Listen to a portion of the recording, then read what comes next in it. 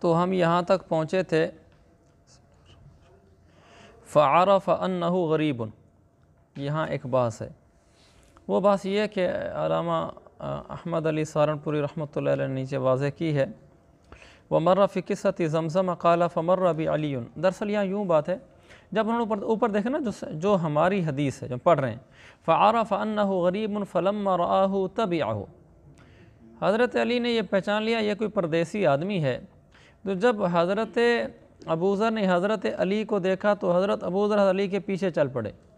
حالانکہ عقلاً یہ بات غلط ہے کہ ایک پردیسی آدمی ہو کسی آدمی کو دیکھے اور اس کے پیچھے چلا پڑے اور اس کے ساتھ اس کے گھر بھی چلا جائے، تو ایسا نہیں ہوتا. عموماً کم از کم کچھ تو تعارف ہوتا ہے، کوئی تو بات ہوتی ہے، پھر ہی آدمی جاتا ہے. کسی کو دیکھ کے تو پیچھے نہیں چل پڑتا، اور نہ ہی پیچھے جس کے پیچھے چلا جا رہا ہے اسے چلنے دیتا ہے کہ میرے گھر آ جاؤ. تو یہاں جو تھوڑا سا اشکال ہوتا ہے اس کا جواب انہوں نے نیچے حاشیے میں دیا ہوا ہے. کہہ رہے ہیں جو قصہ زمزم میں روایت گزری تھی یہی صحیح بخاری میں الحدیث یفسر بعضہ بعضا، وہاں یہ گزرا کہ فمر بی علی، حضرت علی میرے پاس سے گزرے. فقال، حضرت علی نے کہا کأن الرجل غریب، کہ تم لگتے تو پردیسی آدمی ہو. تو یہ ابوذر کہنے لگے کہ جی ہاں پردیسی ہوں. پھر حضرت علی نے کہا انطلق الی المنزل، چلو گھر چلتے ہیں. فانطلقت معہ، تو اب میں ان کے ساتھ چل پڑا. تو گویا کہ اس عبارت میں انہ غریب فلما رآہ تبعہ میں جو علمی نکتہ ہے وہ یہ ہے کہ بعض دفعہ ایک حدیث کو دیکھنے سے ایک اشکال پیدا ہوتا ہے، جیسے یہاں پیدا ہوا کہ دیکھ کر پیچھے کیسے چل پڑے. نکتہ وہ یہ ہے کہ اس اشکال کا جواب دینے کے لیے ہر جگہ دماغ نہیں لڑانا ہوتا کہ اپنے دماغ سے توجیہ سوچنا شروع کر دو کہ یار وہ دیکھ کر پیچھے چل پڑے ہوں گے، وہ زمانہ بڑا اچھا تھا، لوگ دیکھ کر چل پڑتے ہوں گے، اگلا روکتا نہیں ہوگا. یہ اب اپنے دماغ سے لڑا رہے ہیں. جیسے کہ آپ نے بعض توجیحات دیکھی نا کہ وہ اپنے دماغ سے کوئی نہ کوئی کی توجیہ نکال دیتے ہیں. یہ توجیہ وہاں نکالنی ہوتی ہے جب آپ کو اتنی وسعت نظر ہو احادیث پر کہ آپ کو معلوم ہو کہ اس حدیث کی تشریح، اس الجھن کا حل کسی دوسری روایت میں نہیں ہے.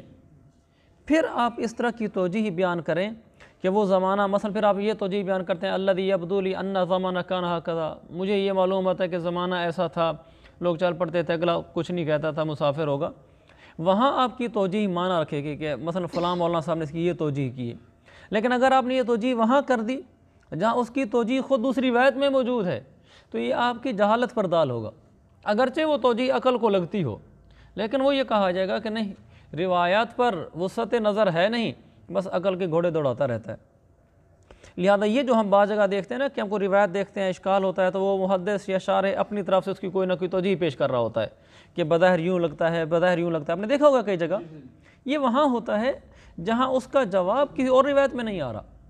اگر جواب ہی صریح دوسری روایت میں موجود ہے تو پھر اس طرح کی باتیں کرنا یہ انسان کے کم علم ہونے کی دلیل ہوتا ہے. یہ بات میں نے اس لیے کہی ہے کہ بعض دفعہ کہ عموماً جب بھی ہمیں کوئی اشکال سامنے آتا ہے نا تو فوراً ہم اس کے اس طرح کی توجیحات کرنا شروع کر دیتے ہیں. سب سے پہلے یہ دیکھنا چاہیے کسی چیز کی توجیہ کرنے کے لیے کہ اس کی کوئی توجیہ کسی دوسری حدیث سے یا صحابی کے قول سے یا یہ حضرت ابوذر رضی اللہ عنہ خود جو راوی ہیں ان کی کسی روایت میں موجود تو نہیں ہے کہ انہوں نے خود بتایا کہ بات یوں تھی. یہ نقطہ سمجھ آ گیا؟ کسی حدیث کی توجیہ کے لیے پہلے اس حدیث کے باقی اسانید و طرق روایت کو بھی دیکھ لیا جائے. اگر کہیں سے کوئی اس طرح کا جواب نہ ہو تو پھر انسان عقلی دلیل پیش کرتا ہے. فلما رآہ تابعہ، یہ مجمل ہے اور اس کی تفصیل وہ ہے کہ رآہ کا مطلب یہ ہے کہ انہوں نے ان کو دیکھا، انہوں نے ان کو دیکھا، اور پھر انہوں نے پوچھا کہ لگتا تو پردیسی آدمی ہے، کأن رجل غریب، لگتا تو یہ پردیسی آدمی ہے. وہ آگے سے بول پڑے جی ہاں پردیسی ہوں جی. انہوں نے کہا چلو پھر میرے ساتھ چلو. فلم يسأل واحد منهما صاحبه عن شيء حتى اصبح، وہاں تک کہ رات بھی گزار دی، صبح ہو گئی. صبح پھر انہوں نے مشکیزہ اٹھایا، زاد راہ لیا، مسجد کو چل دیے. اچھا یہاں آتا ہے کہ پھر انہوں نے صبح اٹھے اور زاد راہ لیا اور مسجد کو چل دیے. ادھر ایک دوسری روایت ہے جو پیچھے آپ پڑھ چکے ہیں، جو دو روایتیں میں نے آپ کے ذمہ لگائی تھیں. اس میں جو مسلم کی روایت میں ہے، مسلم میں ہے کہ 30 دن تک مکہ میں ان کے پاس زمزم کے علاوہ کوئی زاد راہ نہیں تھا. یہ الفاظ ہیں لقد لبثت 30 بین یوم لیلۃ و یوم ما کان لی طعام الا ماء زمزم. وہ کہتے ہیں پورا مہینہ میں رہا، میرے پاس زمزم نام کی کوئی چیز نہیں تھی، زمزم نام کے علاوہ زاد راہ نام کی کوئی چیز نہیں تھی، اور یہاں آ رہا ہے زاد راہ تھا. تو اس کا جواب کیا ہے؟ اس کا جواب یہ ہے کہ گھر سے زیادہ راہ لے تھے، مکہ میں آ کر وہ ختم ہو گیا، یعنی گھر سے زیادہ راہ لے، مکہ میں شروع میں 1-2 دن چلا ہوگا، چونکہ یہ بالکل شروع کے دن ہے نا ان کے، مکہ میں آ کر ان کا بالکل ختم ہو گیا۔ اور ابو قتیبہ کی روایت میں اشرب من ماء زمزم، کہ میں زمزم کا پانی پھر پیا کرتا تھا۔ یہ لفظ اشرب من ماء زمزم، میں زمزم کا پانی پیا کرتا تھا، یہ بتاتا ہے کہ پہلے زاد تھا پھر پانی پر گزارا تھا۔ تو جیسا کہ فتح الباری والا نے اس کی یہی توجیہ کی ہے کہ شروع میں زاد راہ ساتھ تھا، پھر وہ شروع میں ہی ختم ہو گیا تھا، پھر 30 دن رات جو وہیں رہے تو پھر زمزم ہی تھا، کیونکہ مسلم میں ہی روایت ہے کہ اشرب من ماء زمزم، میں زمزم کا پانی پیا کرتا تھا، تو بعد میں گزارا اسی پہ رہا۔ زمزم سوال یہ پیدا ہوتا ہے، صرف زمزم کے پانی پر 30 دن ایک انسان 30 دن کیسے جی سکتا ہے؟ ایک فطری چیز ہے، عقلی چیز ہے کہ 30 دن تک پانی پی کر انسان زندہ نہیں رہ سکتا، اس کو خوراک چاہیے۔ اس کا جواب یہ ہے کہ ماء زمزم لما شرب لہ، زمزم کا پانی جس غرض سے پیا جائے وہی غرض پوری ہو جاتی ہے۔ وہ اس کو پیتے رہے اس کی نیت سے کہ اسی سے بھوک، چاہے اگرچہ وہ اس مسلمان ہوئے تھے یا نہیں ہوئے تھے، بظاہر وہ مسلمان ہو گئے تھے، لیکن شروع میں تو مسلمان ہو گئے تھے، اور زمزم کا پانی جس غرض سے پیا جائے وہ اس کے لیے کفایت کرتا ہے۔ اور اس کے بعد کے واقعات بھی موجود ہیں کہ زمزم کا پانی جس غرض کے لیے پیا گیا اسی وقت اسی غرض کو پورا ہوا۔ مولانا امداد اللہ مہاجر مکی رحمۃ اللہ علیہ جب ہجرت کر کے مکہ مکرمہ پہنچے تو کہتے ہیں پورا 1 ہفتہ میں صرف زمزم کے پانی پہ گزارا کرتا رہا، 1 ہفتے بعد میرے لیے کھانے کا انتظام ہوا، تو یہ اس میں اشکال نہیں رہتا۔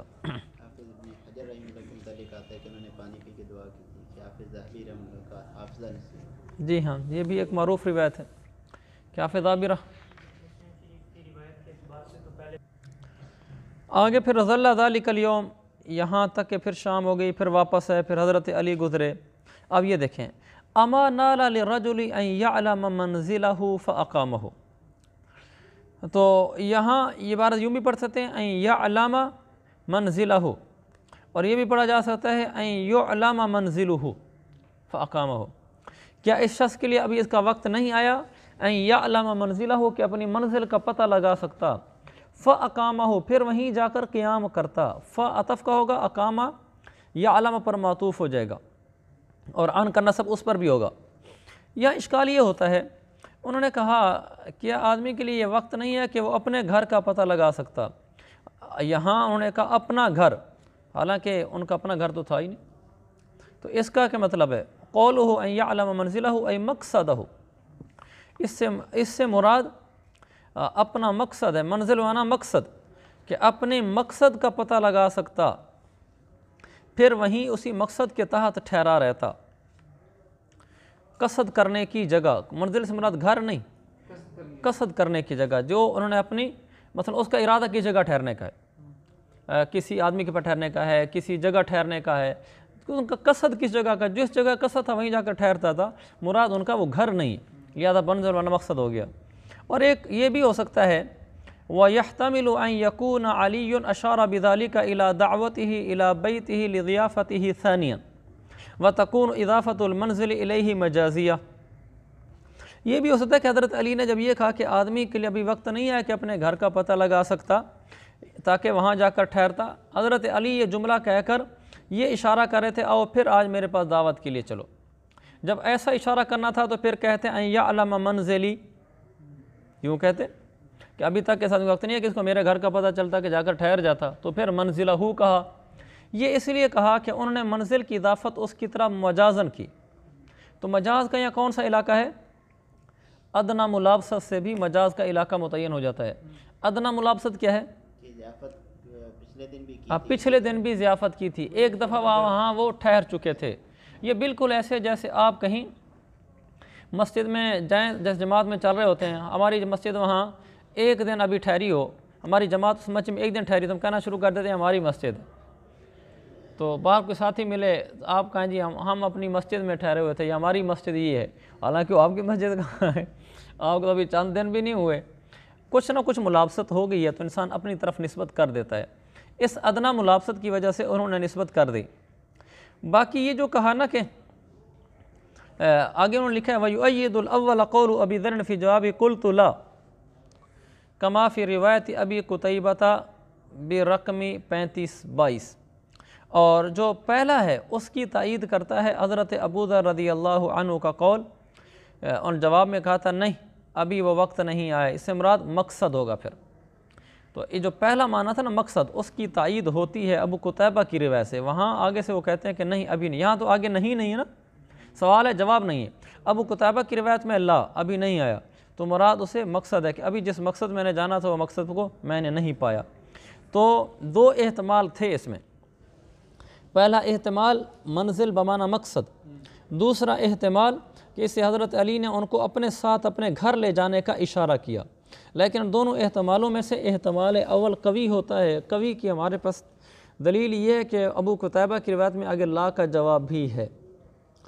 فَذَهَبَ بِهِ مَعَهُ لَا يَسْأَلُ وَاحِدٌ، آگے عبارت ہے حَتَّى إِذَا كَانَ يَوْمُ الثَّالِث، یہ نحوی لحاظ سے قابل اشکال ہے۔ یوم الثالث تیسرے کا دن تھا، ایسے ہے نا، حالانکہ اذا کان اليوم الثالث ہونا چاہیے تھا، موصوف صفت ہے نا، یہ تیسرا دن۔ اس کا جواب کیا ہے؟ ہاں بالکل، کبھی موصوف کی اضافت صفت کی طرف ہو جاتی ہے، جیسے مشہور قاعدہ اس میں کیا ہے، مسجد الجامع، مسجد الجامع، تو جیسے وہاں اصل میں المسجد الجامع، اسی طرح مسجد النبوی، اصل میں المسجد النبوی، تو وہاں موصوف اپنی صفت کی طرف مضاف ہو جاتا ہے، یہ اسی قبیل سے ہے، اس لیے فتح الباری میں صرف ایک ہی لفظ لکھا تھا اذا کان یوم الثالث کا مسجد الجامع، بس اتنا کہا کہ آگے چلے گئے کہ مسجد الجامع جیسا کہ ایک معروف قاعدہ ہے، جیسے نیچے لکھا وَهُوَ مِنْ قَبِيلِ عَلَّفْتُ طِبْرًا وَمَاءً بَارِدًا، آگے قاعدہ نہیں بتایا، یہ تو اچھا کہ انہوں نے تفصیل کر دی قاعدے کے نیچے، ورنہ بعد میں اتنا لکھ دیتے ہیں من قبیل علفت ماء وطبرا باردا، آگے چلو۔ جو دور حدیث میں پہنچا ہوا اتنی نحو تو پڑھ چکا ہوگا، لیکن اس بیچارے کو کیا پتا کہ ہم ہیں پڑھنے والے۔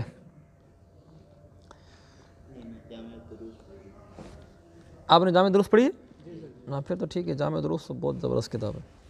فعاد علی مثل ذلک، جب تیسرا دن تھا تو حضرت علی نے پھر اسی جیسا کام کیا، اسی جیسا کام کیا، مثل ذالک، ذالک کا مشار الیہ کیا ہے؟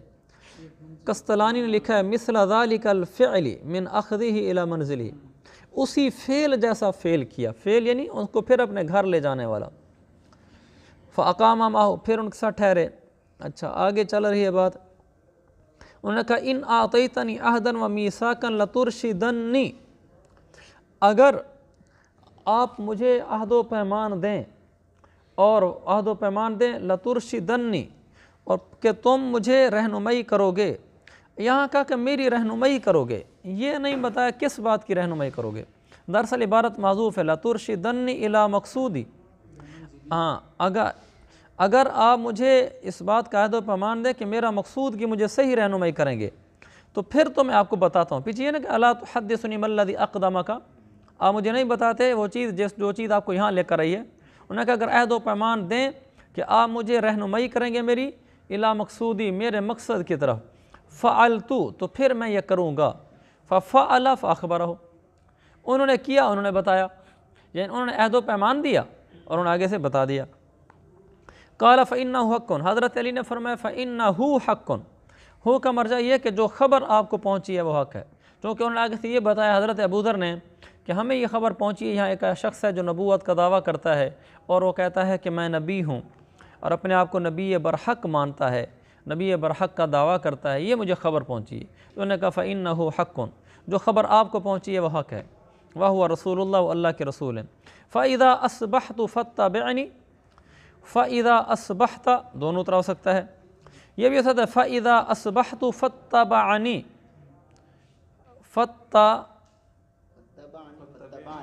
فتبعنی اور فتبعنی نہیں، یوں نہیں، فتبعنی فتبعنی، تابع یتبع، اتبع یتبع، سمجھ رہے؟ اذا اصبحت فتبعنی، اذا اصبحت فتبعنی، اب اور اذا اصبحت فتبعنی، اذا اصبحت فتبعنی، دونوں کی بات ہے، حضرت علی کی صبح ہوگی تو اس کی بھی صبح ہوگی، دونوں طرح کہا جا سکتا ہے، جب میں صبح کروں تم یہ کرنا، یا جب تم صبح کرو تو پھر تم میرے ساتھ یہ کرنا، تو دونوں طرف پڑھا جا سکتا ہے۔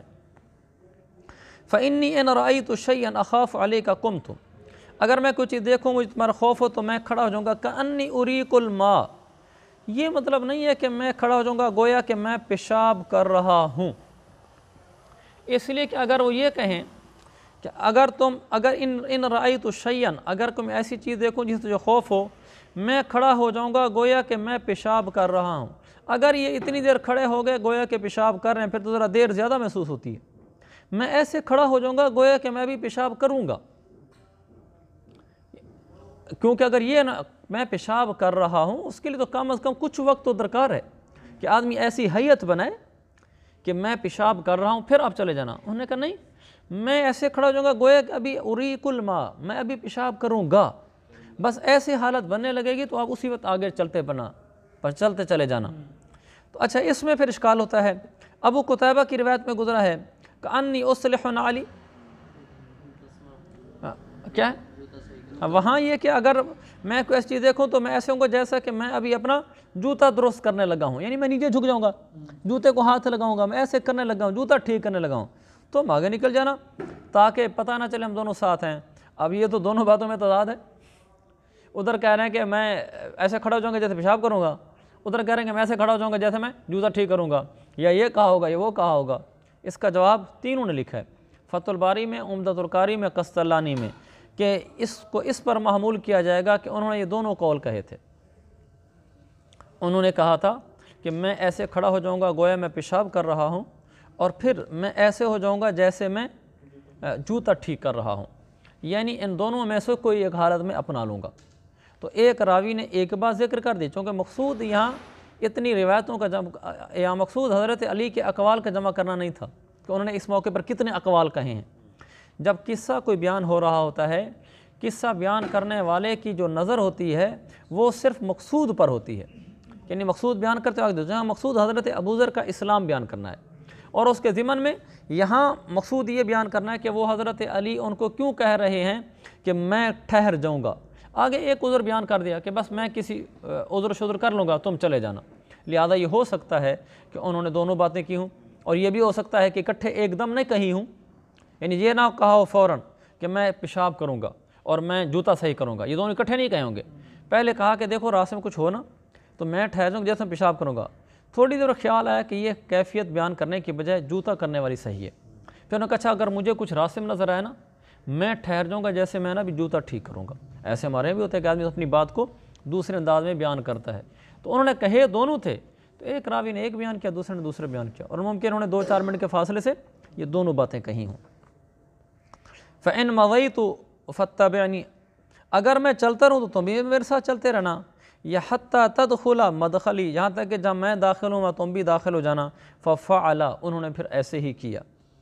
فَانْطَلَقَ يَقْفُوهُ، فَانْطَلَقَ يَقْفُو، یقفو کا معنی یتبعو، حضرت ابوذر یقفو کی ضمیر ابوذر کی طرف، ہو کی ضمیر علی کی طرف، یتبعو ابوذر علیًا، جب دیکھ لینا حضرت ابوذر حضرت علی کے پیچھے چلتے رہے، حتیٰ دخل علی النبی ودخل معہ، یہاں تک کہ حضرت علی حضور کے پاس داخل ہو اور یہ بھی حضور کے ساتھ ہی داخل ہو گئے۔ حالانکہ یہ ہونا چاہیے تھا کہ حضرت علی داخل ہوئے تو انہوں نے بعد میں اجازت لے کر داخل ہوئے، یہ بھی حضرت علی کے ساتھ داخل ہوئے۔ اس موقع پر بڑی دلچسپ گفتگو ہے جو علماء حق کی عکاس اور ترجمان ہے، اور یہ بھی ہے کہ انسان ہے چاہے کتنا بڑا کیوں نہ ہو جائے۔ حافظ ابن حجر کے استاد ہیں ابن الملقن، بتایا تھا پہلے آپ کو میں نے، نہیں بتایا؟ حافظ ابن حجر کے استاد ہیں ابن الملقن، لقن یلقن سے، ان کی شرح ہے التوضیح، مشہور شرح ہے بخاری کی، 35 جلدوں میں، 35 جلدوں میں۔ کمال ہے مولوی صاحب، پتہ نہیں انسان تھے کہ کیا تھے ایک آدمی 35 جلدیں لکھ دیتا ہے التوضیح۔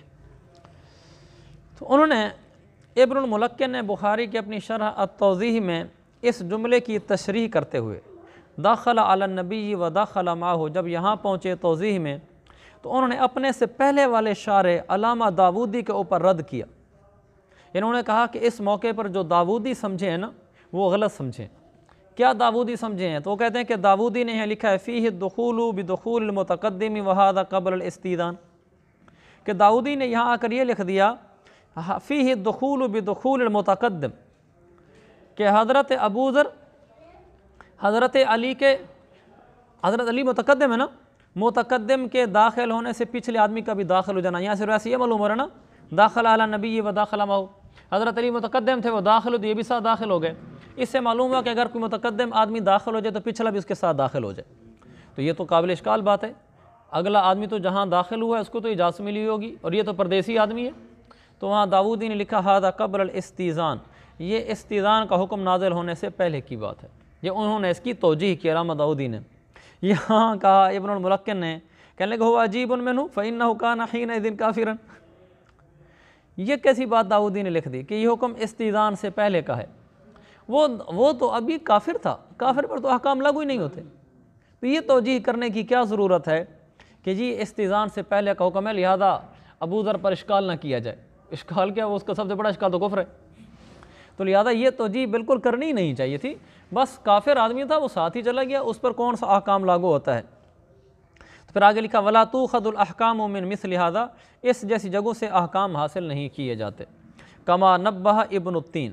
اچھا انہوں نے یہاں یہ لکھ دیا، پھر اب ابن ملقن نے گرفت کی تھی داؤدی کی، پھر ابن ملقن کے شاگرد ابن حجر، پھر ابن حجر نے یعنی اپنے استاد ابن ملقن کے اوپر، پھر ان کے شاگرد ابن حجر نے فتح الباری میں اپنے استاد پر بھی رد کر دیا، اپنے استاد پر رد کرتے ہوئے کہا فی کلام کل منہما من النظر، داؤدی کی بات بھی قابل غور ہے، میرے استاد کی بات بھی قابل غور ہے۔ آگے انہوں نے وضاحت نہیں کی، اتنا ہی کہا۔ اس سے یہ پتہ چلا کہ انسان تسامو در تسامو کر رہا ہوتا ہے، کہ ایک انسان دوسرے کی غلطی پکڑ رہا ہوتا ہے اور کہتا ہے الحمدللہ میں صحیح سمجھاؤں، اس نے غلط کیا تھا، اور بعض والا اس کی غلطی پکڑ رہا ہوتا ہے کہ جی حضرت آپ نے بھی ٹھیک نہیں کہا۔ ہو سکتا ہے بعد میں کہ ابن حجر کی بھی پکڑ لے، بھی کیسے کلام ہیں ان دونوں میں۔ تو اس میں دو باتیں ہمیں معلوم ہیں، ایک بات تو یہ معلوم ہے کہ بڑے سے بڑے آدمی سے بھی غلطی ہو سکتی ہے، جیسا کہ داؤدی سے ہو گئی اتنی بڑی غلطی کہ ھذا قبل الاستئذان، بشر ہے، ذہن نہیں جاتا۔ مفتی تقی صاحب سے بھی ایسی غلطی ہوگی، ان کے فتاوی عثمانی میں ایک فتویٰ چھپا ہوا ہے، بعد میں انہوں نے رجوع کر لیا۔ کسی نے پوچھا ایسی عورت کے بارے میں جس عورت کو طلاق ہو گئی ہو لیکن رخصتی نہ ہوئی ہو، خلوت صحیح ابھی نہ ہوئی ہو، تو اس کی عدت کے بارے میں پوچھا۔ مفتقی صاحب نے کہا چونکہ طلاق ہوگی اور طلاق کے بعد عدت لازمی ہوتی ہے، لہٰذا عدت گزارے گی۔ حالانکہ تو بالکل عام سا مسئلہ ہے، قدوری میں بھی لکھا ہوا ہے کہ اس عورت پر عدت نہیں ہوتی جس کی رخصتی اور خلوت صحیحہ نہیں ہوئی، لیکن تقی صاحب کا فتویٰ موجود ہے۔ تو بعد میں کسی نے تقی صاحب کی توجہ دلائی تو انہوں نے اس پہ وضاحت دی کہ وہ مجھ سے غلط لکھا گیا تھا۔ اب اتنی بڑی غلطی تقی صاحب سے ہو گئی، یہ تو اس کی بیان دلیل فتح عثمانی موجود ہے، تو اس لیے یہ ہو سکتا ہے کسی بڑے آدمی سے بڑی غلطی ہو جائے۔ مولا تعالی سے ایک بیان میں پورے بیان میں کہتے رہے بے فرمان اولاد، بے فرمان اولاد، بیان کے بعد پتہ چلا ایک تو نافرمان ہوتا ہے اردو میں، بے فرمان تو ہوتا ہی نہیں نہیں ذہن کیا۔ حالانکہ یہ تھوڑی کہ مولانا کی اردو کمزور ہے، مولانا فصیح بلیغ آدمی ہے، لیکن ہو جاتا ہے ایسے، انسان ہے اور نبی ہے جو خطا سے پاک ہے۔ اچھا ایک بات تو یہ پتہ چلی کہ بڑے سے بڑے آدمی غلطی ہو جاتی ہے، دوسری یہ پتہ چلی کہ دیانتداری کا تقاضا یہ ہے کہ اگر استاد سے بھی غلطی ہو تو شاگرد کو بھی اس پر ادب کے دائرے میں نشاندہی کرنی چاہیے کہ یہ غلط کہا ہے انہوں نے، یہ ٹھیک نہیں ہے، یہ کلام قابل غور ہے۔ جیسے مفتی شفیع صاحب رحمۃ اللہ علیہ حضرت تھانوی کے حد درجے معتقد تھے، کمال کے۔ ایک دفعہ حضرت تقی صاحب نے نام لے دیا، ان کے حضرت تھانوی نے لکھا ہے، تو حضرت مفتی شفیع صاحب ناراض ہو گئے، کہا حکیم الامت کیوں نہیں کہا؟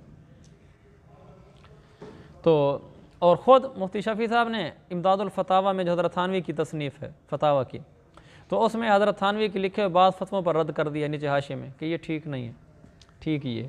ادھر اتنے معتقد کہ حکیم الامت کے بغیر نام سننا گوارا نہیں، اور ادھر یہ کہ اس کے نیچے یہ حضرت تھانوی نے غلط لکھا ہوا، صحیح یہ ہے جو نیچے میں نے لکھا ہے۔ تعبیر تو انہوں نے یہ نہیں کہی ہوگی، یہ غلط لکھا ہوا مثلا تسامہ ہوا ہے جو بھی ہوا، لیکن بہرحال گرفت تو کی ہے اور کو ٹھیک کر کے تو لکھا ہے۔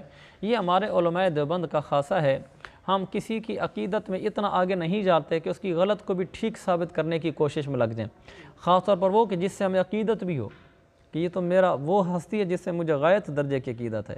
عقیدت اپنی جگہ پر ہے، خطا علمی خطا ہے، اس میں ہم اختلاف کریں گے۔ اچھا آگے فسامیہ من قولی، تو حضرت علی کے ساتھ ابو ذر بھی داخل ہو گئے، تو فسامیہ من قولی و اسلم مکانہ، وہیں وہ ان کی بات سنی، اسلم مکانہ، اور اسی جگہ مسلمان ہو گئے۔ پچھلی بات کا جواب کیا ہوگا؟ کس کا؟ دخل معه، داخلہ معه کا یہی جواب ہے کہ وہ جو ساتھ داخل ہوئے، اس وقت ان کے اسلام کے احکام ان کی طرف متوجہ نہیں تھے، وہ پردیسی آدمی تھے، اور حضرت علی نے ان کو کہا تھا فَاتَّبِعْنِي حَتَّى تَدْخُلَ مَدْخَلِي، جہاں میں داخل ہوں تو بھی چلے آنا۔ تو جس میزبان نے کہا ہوا کہ جب میں ہوں ویسے تو بھی آ جانا، وہ چلے گئے۔ آگے ابن حجر رحمہ اللہ پہ کسی نے کوئی بات ہاں نہیں اس میں مجھے نہیں ملی انہوں نے کوئی بات کی، انہوں نے کیسی بات جو انہوں نے کلام کیا اس پر کسی نے کلام کیا ہو۔ اسلم مکانہ ہو، فوراً مسلمان ہو گئے۔ یہاں سوال یہ پیدا ہوتا ہے یہ فوراً کیسے مسلمان ہو گئے؟ اس لیے کہ فوراً مسلمان ہونا سمجھ میں نہیں آتا۔ حضرت ابو ذر کا فوراً مسلمان سمجھ میں نہیں آتا، ویسے تو سمجھ آتا ہے کوئی آدمی اللہ کے نبی کے پاس آئے اور بات سنے فوراً مسلمان ہو جائے، صدیق اکبر ہو گئے تھے، کوئی اشکال نہیں ہمیں، لیکن حضرت ابو ذر کے یہاں فوراً مسلمان ہونے پہ اشکال ہوتا ہے۔ اشکال یہ ہوتا ہے ادھر اسپیشل بھائی کو بھیجا ہے، بھائی قابل اعتماد ہے، اتنے دن رہ کر گیا ہے، بھائی نے جا کر بتایا ہے کہ میں نے اس کی باتیں سنی ہیں، وہ بڑی اچھی باتیں کرتے ہیں، وہ ایسی بات کرتے ہیں جو شعر نہیں ہے، اور ان کا بھائی انیس خود شاعر ہے، تو اس کا کلام ابو ذر کے کلام سے زیادہ قوی ہے کہ بڑا خوبصورت کلام کرتے ہیں اور مکارم اخلاق کی بات کرتے ہیں۔ تو انہوں نے بھی تو فَسَمِعَ مِنْ قَوْلِ ان کی باتیں ہی سنی ہیں۔ بھائی نے اتنا کچھ بتایا تو اطمینان نہیں ہوا، کہا ما شفیتنی مما اردت، اور خود بھی تو ابھی بات ہی سنی ہے، بات سنتے اسلم مکانہ، فوراً مسلمان ہو گئے۔ تو یہ کیسے مسلمان ہو گئے؟ آپ کو اشکال سمجھ آیا؟ جی سر جی۔ اگر اتنی بات سن کر ہی مسلمان ہونا تھا، وہ تو آپ کا بھائی پہلے ہی بتا چکا ہے، اور وہ آپ سے زیادہ بہتر جانتا تھا کہ وہ شاعر تھا، تو آپ کیسے مسلمان ہو گئے؟ اس کا جواب فتح الباری والے نے دیا اور بڑا اچھا لکھا ہے۔ انہوں نے کہا کأنہ کان یعرف علامات النبی علیہ السلام فلما تحقق لم یتردد فی الاسلام۔ ایسا لگتا ہے کہ یہ پہلے اسلامی کتابوں وغیرہ میں یا کسی اور طریقے سے، اسلامی کتابی ذریعہ ہے، آسمانی کتابیں، آسمانی کتابوں کے ذریعے سے حضور صلی اللہ علیہ وسلم کی علامات جانتے تھے۔ جب وہ آپ کے پاس گئے تو وہ علامتیں ان کے سامنے کھل گئیں، مثلا آپ کی مہر نبوت تھی پیچھے، کچھ اور بھی علامات ہوتی ہیں۔ تو جیسے ایک دفعہ ایک آدمی نے کہا کہ اللہ کے نبی کی میں نے یہ علامت پڑھی تھی کہ ان کو جتنا غصہ دلاؤ اتنا وہ حلم میں بڑھتے چلے جاتے ہیں۔ عین ممکن ہے اس مجلس میں کوئی ایسی بات بھی تذکرہ ہوئی ہو۔ الغرض انہوں نے صرف باتوں پر اکتفا نہیں کیا، باتیں بھی سنی، باتیں سننے کے بعد کچھ اضافی ایسی چیزیں بھی دیکھی جو انیس کے کلام میں نہیں تھیں، کارگزاری میں نہیں تھیں۔ جب ان کو وہاں کوئی نشانی دیکھ کر تسلی ہوگی، بھلے ایک نشانی دیکھی ہو، تو ان کو جب تسلی ہوگی تو انہیں پھر لم یتردد فی الاسلام۔ یہ اسی سے بھی پتہ چلتا ہے ما شفیتنی مما اردت، جو میرا ارادہ تھا تم نے اس سے مجھے جانا جی۔ فقال له النبی صلی اللہ علیہ وسلم، حضور صلی اللہ علیہ وسلم نے کہا ارجع الی قومک فاخبرهم حتی یأتیک امری۔ یہ عبارت بڑی مغلق سی ہے۔ آپ نے فرمایا حضرت ابو ذر سے ابھی اپنی قوم کی طرف چلے جاؤ، پھر ان کو جا کر بتاؤ یہاں تک کہ تمہارے پاس میرا معاملہ پہنچے۔ یعنی ایک تو کہا اپنی قوم کے پاس چلے جاؤ، یہ بات تو ٹھیک ہے، پھر اپنی قوم کو جا کر بتاؤ یہاں تک کہ تمہارے پاس میرا معاملہ پہنچے۔ کیا معاملہ پہنچے؟ دین اسلام، شہرت کا۔ تو اس لیے اس کی وضاحت کی ضرورت ہوگی۔ انہوں نے لکھا ہوا ہے اَيْ لَا تُظْهِرْ أَمْرَكَ عَلَىٰ قُرَيْشٍ حَتَّى يَشْتَهِرَ أَمْرِي كَمَا مَرَّ۔ سمجھ گئے؟ تو مطلب یہ کہ میرے دین کا معاملہ تم تک پہنچے کہ دین ایسا مشہور ہو جائے، آپ کو پتہ چلے کہ ابھی تو ہم قریش سے چھپا رہے ہیں، جب تمہارے تک ہی میرا معاملہ پہنچ جائے کہ دین کی خبریں وہاں تک پہنچنا شروع ہو جائیں کہ دین کو شہرت حاصل ہو گئی ہے، تو پھر اس وقت ظاہر کر دینا، کھل کر بتانا، ابھی نہ بتاؤ کسی کو، چپ چپ کر کے واپس چلے جاؤ۔ قال والذی نفسی بیدہ، اللہ کے نبی نے امر دیا ہے کہ اپنی قوم کے پاس جاؤ اور انہیں بتاؤ۔ ہاں اچھا یہ بات رہ گئی، یہ کہا کہ اپنی قوم کے پاس جاؤ فاخبرہم، انہیں بتاؤ۔ انہیں کیا بتاؤ؟ کہ آپ نے جو میرے پاس آ کر دن گزارے، آپ نے یہ کیسے گزارے؟ آپ مسلمان ہو گئے ہیں، اپنا مسلمان ہونا جا کر بتا دو۔ یعنی کئی احتمال ہو سکتے ہیں نا، مفعول بھی نہیں بتایا، اس کا مفعول بھی لکھا ہے قسطلانی نے ارشاد الساری میں، کہا ان کو میری نبوت کے بارے میں بتاؤ، میری نبوت کے بارے میں۔ یہاں بھی ہمارا نقطہ ہے کہ آپ نے ان کو داعی بنا کر بھیجا ہے، یہ نہیں کہا کہ جاؤ اپنا اسلام بتا دو بھی میں مسلمان ہو گیا ہوں، کہا میری نبوت کے بارے میں بتاؤ کہ میں نبی ہوں، میرے اوپر ایمان لے آؤ۔ تو یہ بات ٹھیک ہے کہ جو آدمی بھی مسلمان ہوتا تھا وہ مستقل ایک داعی ہوتا تھا اور اس کو دعوت کے کام پہ لگا دیا جاتا تھا، بالکل لگایا جا رہا ہے۔ فاخبرہم، آپ ان کو بتائیں میری نبوت کے بارے میں، یہاں تک کہ تمہارے پاس میری شہرت والا امر پہنچ جائے۔ پھر کیا کرنا؟ اچھا آگے نہیں بتایا کہ پھر کیا کرنا، آگے کہ پھر بے شک یہاں آنا، یہاں بے شک آ جانا، یہاں آ جانا جہاں میں ہوں وہاں آ جانا، فی الحال اپنی قوم کے پاس چلے جاؤ، پھر ان کو میری نبوت کے بارے میں بتاؤ یہاں تک کہ میرے دین کی شہرت تمہارے تک پہنچ جائے، پھر بے شک میرے پاس چلے آنا، ابھی وہیں رہو، یہ بتایا گیا ہے۔ اچھا یہ جو ہم نے محذوف نکالا ہے کہ نہیں، دو باتیں نکالی ہیں اس کی، ہم نے کہاں سے نکالی؟ ایک یہ بات، ہم نے امری کا مطلب یہ نکالا ہے کہ میرا دین مشہور ہو جائے، میرے دین کا غلبہ ہو جائے، یوں کہیں غلبہ، جب میرے دین کا غلبہ ہو جائے اس وقت تک تم وہاں رہو۔ اور دو باتیں ہم نے نکالی، ایک ہم نے یہ نکالی اخبرہم، میری نبوت کے بارے میں بتانا، اس کی دلیل ہمارے پاس کستلانی کا قول ہے۔ دوسرا ہم نے نکالی حتیٰ یأتیک امری، یہاں تک کہ تمہارے پاس میرا معاملہ پہنچے، یعنی میرے غلبے کا معاملہ پہنچے، کہ ہمارا مذہب اسلام کو شہرت اور غلبہ حاصل ہو گئی ہے۔ غلبے کا معنی ہم نے کہاں سے لیا؟ اور تیسری بات یہ ہے، یہاں آگے وہ بات معذوف ہے، پھر کیا کرنا؟ یعنی تم اپنی قوم کے پاس جاؤ، ان کو میری نبوت کے بارے میں بتاؤ، یہاں تک کہ تمہارے پاس میرا غلبے کا معاملہ پہنچ جائے تو پھر کیا کرنا؟ پھر اعلانیہ بتانا شروع کر دینا، پھر واپس میرے پاس آ جانا، پھر وہاں اپنے پاس تم کھول کے دعوت کا کام شروع کر دینا، آگے کوئی بات تو ہوگی۔ اس کا مطلب ہم نے یہ نکالا کہ پھر چاہے بے شک میرے پاس آ جانا، ابھی چلے جاؤ، ابھی نہ ہو میرے پاس، پھر بے شک میرے پاس آ جانا۔ اب یہ جو ہم نے کہا نا امری سے مراد امر ظہوری، میرے ظاہر ہونے کا معاملہ، میرے غلبے کا معاملہ، اور پھر ہم نے کہا کہ پھر بے شک چاہے میرے پاس چلے آنا، یہ باتیں ہمیں ملی ہیں ابو قتیبہ کی روایت سے۔ ابو قتیبہ کی روایت میں ہے فَإِذَا بَلَغَكَ ظُهُورُنَا، سمجھ گئے؟ فَإِذَا بَلَغَكَ، یہ حتیٰ یأتیک امری کی تشریح ہو رہی ہے، فَإِذَا بَلَغَكَ ظُهُورُنَا، آگے فَأَقْبِلْ، تو پھر بے شک چلے آنا۔ تو دوسری روایت نے یہاں کے محذوفات کی وضاحت کر دی ہے۔ تو اپنے لحاظ سے اگر کوئی اپنے لحاظ سے محذوفات نکالنا شروع کر دے، حتیٰ یأتیک امری کی آگے، کہ پھر یہ کرنا شروع کر دینا، پھر چاہے کھلم کھلا دعوت دینا شروع کر دینا، فلاں کر دینا، جب ایک ابو قتیبہ کی روایت میں اس کی وضاحت موجود ہے تو اپنی توجیہ کرنے کی کیا ضرورت ہے؟ سمجھ گئے اس بات کو؟ اچھا، انہوں نے کہا اللہ کی قسم جس کے قبضے میں میری جان ہے، لَأَصْرُخَنَّ لَأَصْرَخَنَّ، دونوں طرح ہے، بِهَا بَيْنَ ظَهْرَانَيْهِمْ، بیہا کا مرجع ہے کلمۃ التوحید، پیچھے لکھا ہوا نہیں ہے لیکن سیاق کلام سے ہمیں خود سمجھ آئے گا، اس لیے کہ ابھی کلمہ ہی پڑھا ہے تو اس طرح کے موقع پر خود نکالنا ہوتا ہے۔ میں اس کلمہ توحید کو زور سے پڑھوں گا، بین ظہرانیہم ای بین جمعہم، فی جمعہم، ظہرانیہم جمعہم کے معنی میں آتا ہے، میں ان کے مجمع میں جا کر اس کو چیخ کر پکاروں گا۔ فخرجا حتی اتی المسجد، وہ نکلے یہاں تک کہ مسجد میں آئے، فنادا بِأَعْلَى صَوْتِهِ اشہد ان لا الہ الا اللہ وان محمد الرسول اللہ، میں گواہی دیتا ہوں اللہ کے علاوہ کوئی عبادت کے لائق نہیں، حضرت محمد صلی اللہ علیہ وسلم اللہ کے رسول ہیں۔ بعض لوگ یہ اشکال کرتے ہیں لا الہ الا اللہ محمد رسول اللہ کہاں سے ثابت ہے؟ وہ کہتے ہیں اشہد ان لا الہ الا اللہ و اشہد ان محمد رسول اللہ تو ثابت ہے، لا الہ الا اللہ محمد رسول اللہ کہاں سے ثابت ہے؟ یہ بالکل بڑا آسان سا جواب ہے اس کا، کہ جو کہتا تھا نا اشہد ان لا الہ الا اللہ وان محمد رسول اللہ، وہ اشہد کا لفظ اس لیے نہیں کہتا تھا کہ یہ کلمے کا حصہ ہے، وہ اپنی عربی میں کہتا تھا کہ اب میری گواہی بدل گئی ہے، اب میں اس بات کی گواہی دیتا ہوں کہ اللہ کے علاوہ کوئی عبادت کے لائق نہیں اور حضرت محمد صلی اللہ علیہ وسلم اللہ کے رسول ہیں۔ تو اب دیکھو اگر یہ کلمے کے الفاظ یوں ہوتے اشہد ان لا الہ الا اللہ و اشہد ان محمد عبدہ و رسولہ، یہ الفاظ ہوتے اشہد ان محمد رسول اللہ، پھر سارے یہ الفاظ پڑھتے۔ اب دیکھو یہاں پر اشہد ان لا الہ الا اللہ و آگے و اشہد نہیں ہے، اس نے عطف ڈال دیا حضرت ابو ذر نے، یعنی سارے یہ بتانا چاہتے ہیں کہ میں گواہی دیتا ہوں لا الہ الا اللہ کی اور میں گواہی دیتا ہوں محمد رسول اللہ کی۔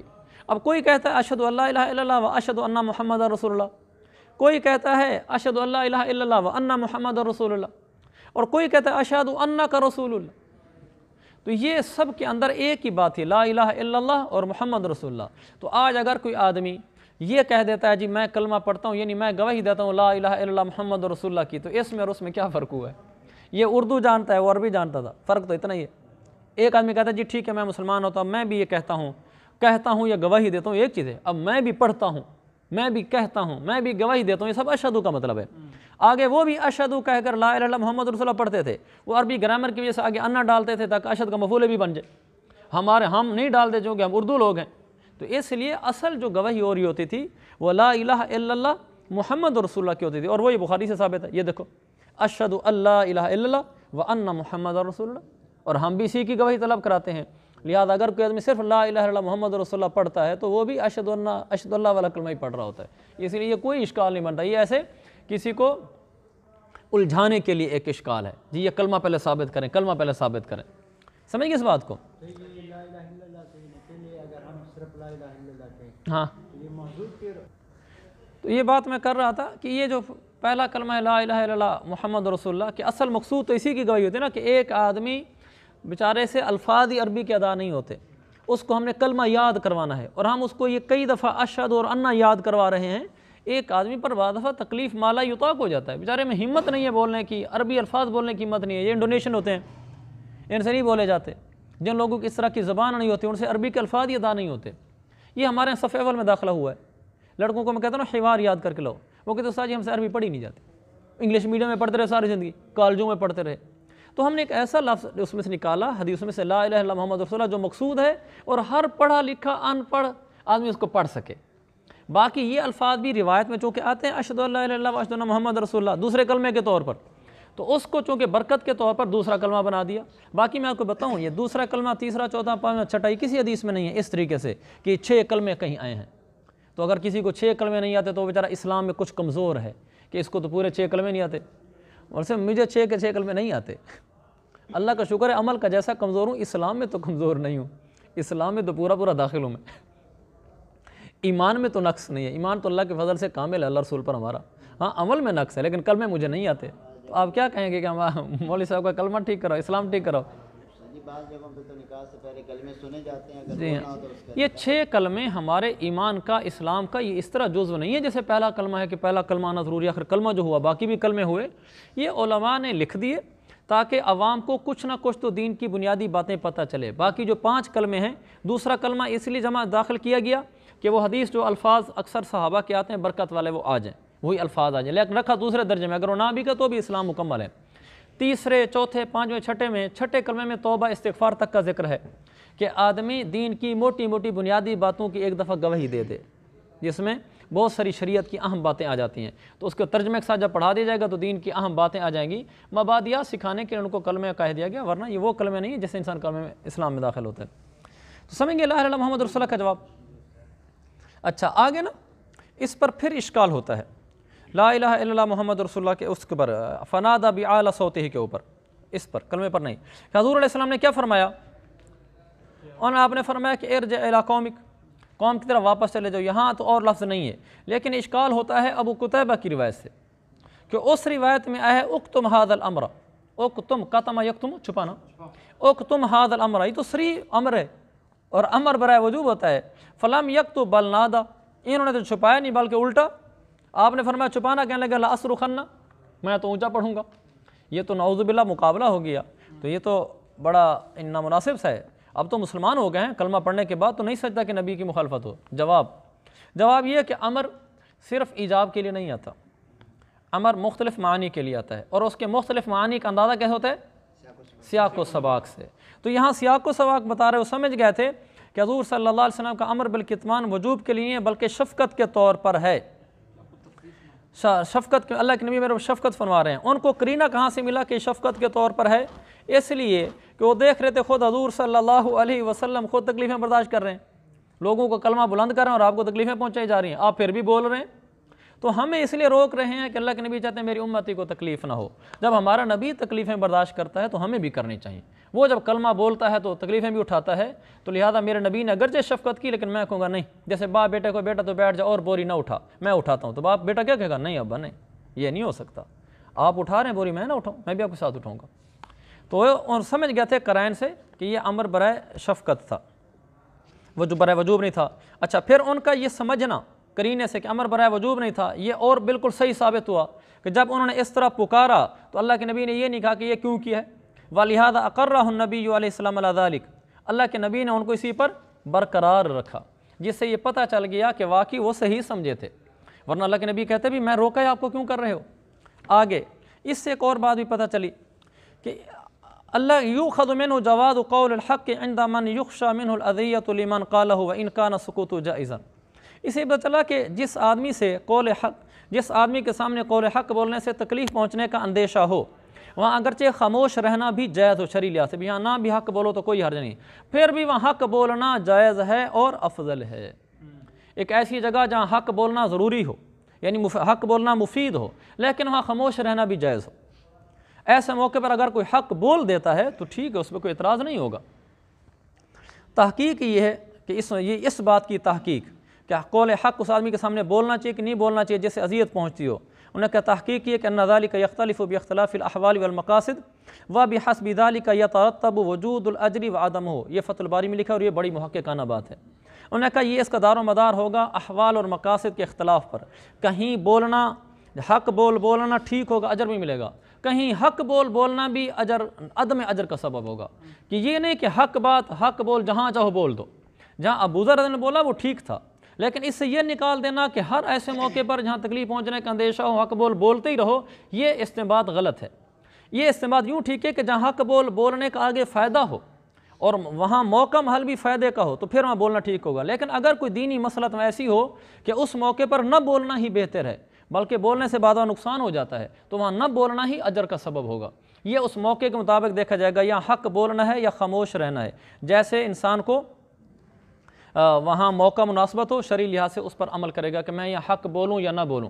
اسی لیے کہا جاتا ہے نا، جب حق بات حق طریقے پر حق نیت کے ساتھ کہی جائے تو اثر کرتی ہے، حق طریقے پر، طریقہ بھی آپ کا حق ہو، موقع مناسبت کو دیکھ کر کہا جائے۔ ایک اشکال اور بھی رہ گیا، صحیح مسلم کی روایت میں جو ہے اس میں حضرت علی کی وجہ کہ ابوبکر صدیق سے ملاقات کا تذکرہ ہے، یہ بتا دیا تھا میں نے کل۔ اچھا، اس کا جواب یہ ہے کہ یک کے بعد دیگر دونوں سے ملاقات ہوئی ہوگی۔ صحیح مسلم میں ہے حضرت ابوبکر صدیق سے ملاقات ہوئی، وہاں پہ تو یہ ہے کہ اللہ کے نبی اور وہ آئے، لیکن ابوبکر رضی اللہ عنہ کی ملاقات کا تذکرہ ہے وہاں، اور یہاں اس روایت میں ابوبکر رضی اللہ عنہ کا نام ہی کہیں نہیں ہے، تو حالانکہ قصہ تو ایک ہی ہو رہا ہے۔ اس کا وہی جواب ہے کہ دونوں سے ملاقات ہوئی، حضرت علی سے بھی اور حضرت ابوبکر سے بھی، ایک روایت میں ایک کا تذکرہ آ گیا، دوسرے میں دوسری کا آ گیا۔ لیکن یہاں پہ کہ